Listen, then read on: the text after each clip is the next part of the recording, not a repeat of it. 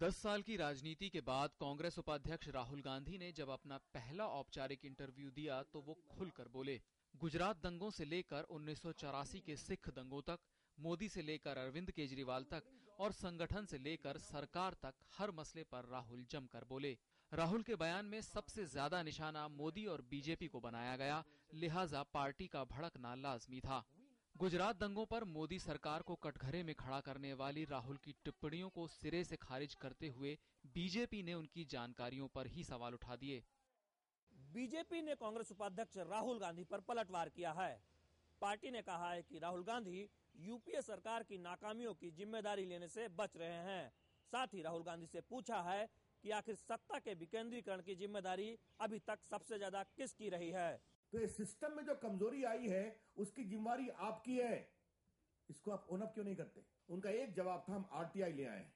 वो ये भूल गए कि आरटीआई के आने के बावजूद 2G हुआ, कोलगेट हुआ, आदर्श स्कैम हुआ, आपके बाकी जो सारे स्कैम दिल्ली में हुए हैं वो सब आरटीआई के बाद हुए हैं।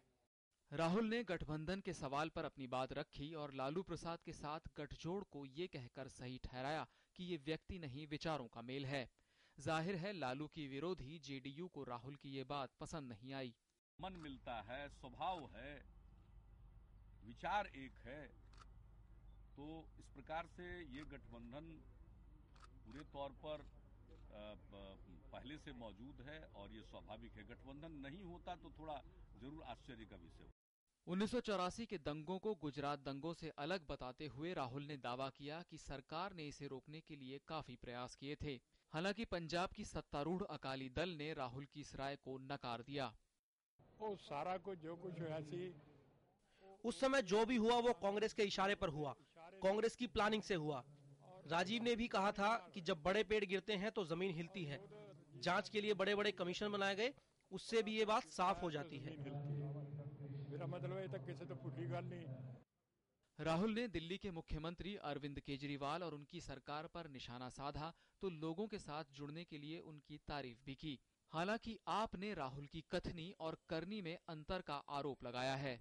मेरा कहना बहुत साफ है कि राहुल गांधी जो बात कहते हैं उनकी बातों में उतनी ईमानदारी झलकती नहीं है, या फिर उनकी बात पार्टी में सुनी नहीं जाती, क्योंकि वो कहते कुछ हैं, पार्टी उनकी दूसरी तरीके से व्यवहार करती है। अगर उनको वाकई आम आदमी पार्टी से सीखना है तो पहले जो कहते हैं उसको अपने पार्टी में लागू करें।